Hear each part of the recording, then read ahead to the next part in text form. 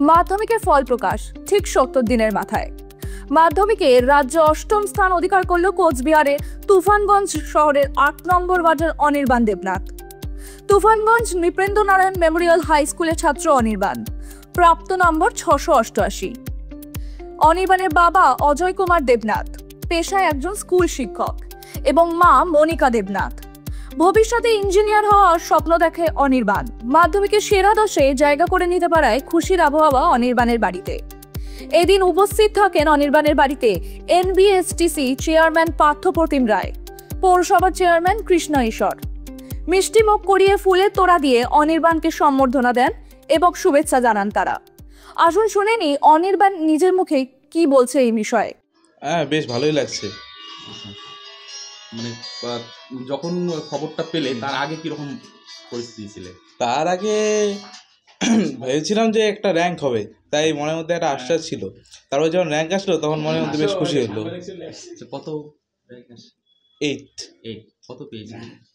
হ্যাঁ 688 তো 688 688। হ্যাঁ। কোন স্কুল থেকে? Tufanganj NM high school. কিভাবে পড়াশোনাটা করেছিলেন?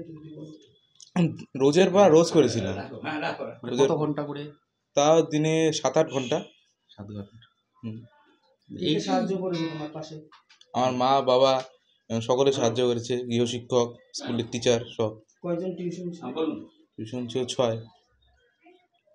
এই যে গৃহশিক্ষক বা টিউশনের বিষয়টা আবার পাঠ্য বই দুটোর মধ্যে ডিফারেন্স কিভাবে দেখছো? দুটোর মধ্যে টিউশন যেভাবে বোঝায়, স্কুলের টিচাররা যেভাবে বোঝায়, পাঠ্য বই পড়ে বোঝাটা সম্ভব না। আচ্ছা, শুধু পাঠ্য বই পড়ে বোঝাটা সম্ভব না। আচ্ছা, টিচারদের দরকার রয়েছে। এই কৃতিত্বটা কাকে দিচ্ছে তুমি? এই আমার মা বাবা, গৃহশিক্ষক, স্কুলের শিক্ষক সকলের। আগামী দিনে কি হতে চাও? আগামী দিনে বড় ইঞ্জিনিয়ার হতে চাই। আগামীতে যারা মাধ্যমিক দেবে তাদের কিভাবে প্রস্তুতি নিতে হবে?